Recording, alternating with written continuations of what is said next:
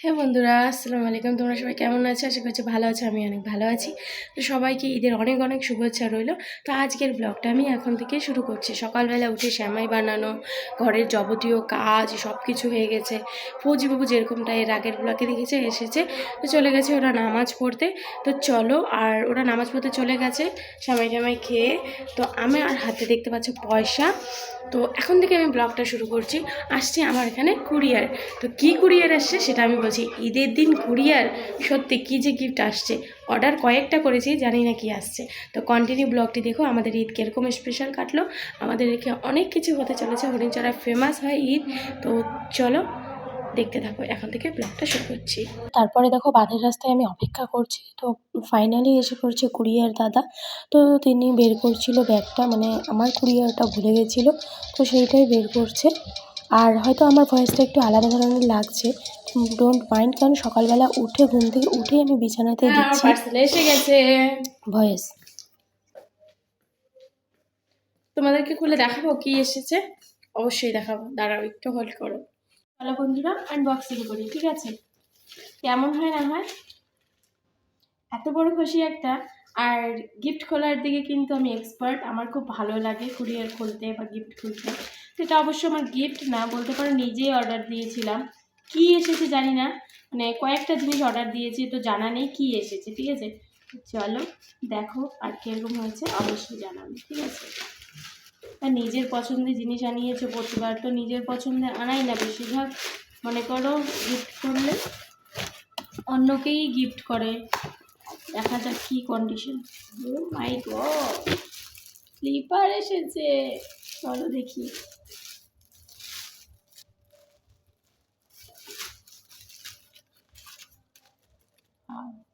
White colour order করেছিলাম, তো যেরকমটা অর্ডার করেছি সেরকমটাই আসছে, ঠিক আছে? কিন্তু মোবাইলে তো একটু শাইন বেশি ছিল, এখানে একটু শাইনটা কম। তো যাই হোক, এই যে দেখতে পাচ্ছ, চলো এবার পায়ে দিয়ে দেখাবো তোমাদেরকে।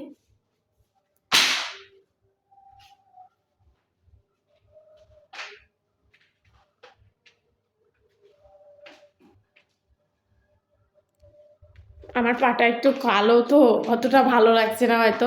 তো অবশ্যই তোমরা দেখো, দেখে বলো কীরকম লাগছে, ঠিক আছে? সো গাইস, এই যে ফাইনাল লুকটা দেখো তোমরা, হয়েছে অবশ্যই কিন্তু জানাবে তোমরা, ঠিক আছে? আর দেখো নতুন বেডশিট এটা বিছিয়েছি, তোমাদেরকে দেখিয়ে দিই একবার, সেটাও শেয়ার করি। এই যে বেডশিটটা দেখো, পিঙ্ক কালারের। ঈদ বলে সবাই সাজবো, সবাই নতুন পরবো, ইয়ে পরবে না, আমার বেড পরবে না, সেটা কি হয়? তাই নতুন বেডশিট বিছিয়ে নিয়েছি। কীরকম হয়েছে অবশ্যই জানাবে, ঠিক আছে বন্ধুরা? আর তোমাদের ঈদ কীরকম কাটছে তো সবাই জানাবে। সবাই ঈদ মুবারক সবাইকে রইল আমার তরফ থেকে। তো থ্যাংক ইউ, যারা যারা ব্লগটি দেখছো কন্টিনিউ দেখো। তো তারপর সকালে উঠে আমার বাবা ফোন করেছে, মানে ফৌজিবাবু এসেছে কালকে, জানোই তোমরা, যেরকম এর আগের ব্লগে দেখেছো। তো এখন যাবো বাবার বাড়িতে। বাবা বলছে সকালবেলা যেতে, যার জন্য রান্নাবান্না কিছু করিনি ঈদে। তোমরা হয়তো ভাবছো ঈদে কেন রান্নাবান্না হয়নি, শুধু একটু মিষ্টি মানে সেমাই বানিয়েই স্টপ। কারণ হচ্ছে ঘরে কাজকর্ম করে স্নান করে সেমাই টেমাই বানিয়ে সব দিয়ে দিয়েছি, ওরা খেয়ে চলে গেছে যেরকমটা বলেছি। এখন ওরা মসজিদ থেকে আসবে নামাজ পড়ে, ফৌজিবাবু আসার পরে তারপরে কিন্তু আমরা ডাইরেক্ট বাপের বাড়িতে যাব। তো চলো বাপের বাড়িতে যাবো, বাপের বাড়ির সব কিছু দেখবে। তারপরে সন্ধ্যার দিকে মেলা আছে, ঈদ আছে, অনেক স্পেশাল জিনিস আছে, সবটাই তোমাদের সঙ্গে শেয়ার করবো, ঠিক আছে? দেখতে থাকো বন্ধুরা। ওরা এসে পড়েছে নামাজ পড়ে। তো ঈদের নামাজ কমপ্লিট, এখন আমি সালাম করেছি বরকে। দেখা যাক কত টাকা ঈদি দেয়। হ্যাঁ দেখো তোমরা সবাই একবার দেখবা ভালো করে, কত টাকা দিলা? 50, 60, 70, 80, 90, কত এটা? একটা চাকরি করার পরে যদি এই টাকা দেয়, রিক্সা চালকরা বেশি টাকা দিবে আমার মনে হয়। এই টাকা বছরে একটা দিন, তাও এই টাকা। আর পরে দিব, নেক্সট টাইম, একটু পরে। একটু পরে কি দেয় সেটাও জানাবো তোমাদেরকে। আমার হয়েছে 140 টাকা। সো বন্ধুরা, তারপর ফৌজিবাবুর সঙ্গে একটু আড্ডা করলাম, মানে মজা করলাম। করার পরে বেরিয়ে পড়লাম, রওনা দিলাম বাবা মাকে সালাম করার জন্য চলে যাব। তো চলো চলে যাই।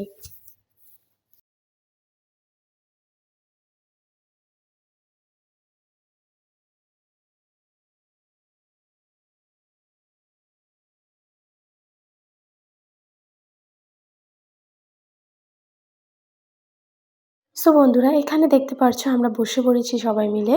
কারণ হচ্ছে এখানে আমাদের নাস্তা টাস্তা সব আমার বাপের বাড়িতে হয়েছে। এটা আমার বাপের বাড়ির পাশে একটা ভাবির বাড়ি। তো সেই ভাবির বাড়িতে এসে আমরা বসে আছি। কারণ হলো সবাই মিলে আড্ডা মারছি, যেহেতু ফৌজিবাবু এসেছে তো তাকে নিয়ে ইয়ার্কি চলছে। তো ইয়ার্কিটা অনেক হয়ে গেছে, খাওয়া দাওয়া হয়ে গেছিলো আমাদের। তারপরে সোজাসুজি দেখো আমি এদিকে ভিডিও করছি, কারণ বাড়ি যাব, যার কারণে একটু ভিডিও তুলে নিচ্ছিলাম। অনেক মজা হয়ে গেছে। চলো এবার বাড়ির দিকে রওনা দিব, কারণ আমাদের হরিণচাটা হতে চলেছে মেলা, সেটা তোমাদের দেখাবো। তো দেখো আমার বাবা মা সবাই আমাদেরকে বাইরে মানে বাইক করতে এসেছিলো বাড়ির বাইরে। তো আমি ভিডিও করছিলাম বলে ফৌজিবাবু বাবা বেরোচ্ছিলো। তো চলো এবার বাড়ির দিকে রওনা দেওয়া যাক। তো কেমন হচ্ছে আমার ভিডিওটা অবশ্যই কিন্তু জানাবে বন্ধুরা। নতুন নতুন ভিডিও করছি, জানি না কেমন হচ্ছে, ঠিক আছে। তো চলো, রাস্তায় আসার সময় বাড়ির সামনে হরিণচাটা এসে পড়েছে। ওখানে দর্জির দোকানে ফৌজিবাবু করলো প্যান্ট সেলাই করার জন্য দিয়েছিল, সেটা হয়নি দর্জির কাছে। তো যার কারণে ও বলছে, যেহেতু আগের দিন রাতে এসেছিলো, রাত 11টার দিকে শপিং করতে গেছিলাম, তাই শপিং, যার কারণে কোনো কাজই হয়নি। তো ও বলছে যে প্যান্টটা ফর্মাল প্যান্টটা একটু টাইট করবে, যার কারণে দর্জির কাছে দিয়েছে যে আজকে সন্ধ্যার মধ্যে প্যান্টটা দিতে হবে 1 ঘন্টার মধ্যে। তো এই কথা বলে আমরা হরিণচাঁদের ফাইনাল লুকটা দেখো। আমি বিকালের দিকেই ঘুরে দেখিয়ে দিয়েছিলাম, কারণ আমার রাতের এত শরীরটা খারাপ হয়ে গেছিলো। আমি আর মানে আমি ভেবেছিলাম যে রাতে যাবো, রাতে আরো ভালো করে তোমাদের দেখানোর চেষ্টা করবো। এই বলবো, রাতটা তো অসম লাগে দেখতে। হরিণচাঁদে কিন্তু প্রত্যেকবার নিয়মিত পালন করা হয়, ঠিক আছে। খুব সুন্দর হয়। ঈদ, ঈদের নামাজ বলো, মনে করো আমরা তো আর ঈদের নামাজে আসতে পারি না মহিলা মানুষ, কিন্তু দেখো লাইটিং বিকেল থেকে সবাই ঘোরাঘোরা শুরু করছে, মেলা লাগে, মেলা লেগেছে। প্রত্যেক বছর একইভাবে নিয়মিত পালন করা হয়, খুব শ্রদ্ধা করা হয়, এখানে খুবই আনন্দ হয়। তো কেমন লাগলো ভিডিওটা অবশ্যই জানাবে। টাটা, বাই বাই, দেখা হচ্ছে নেক্সট ভিডিও।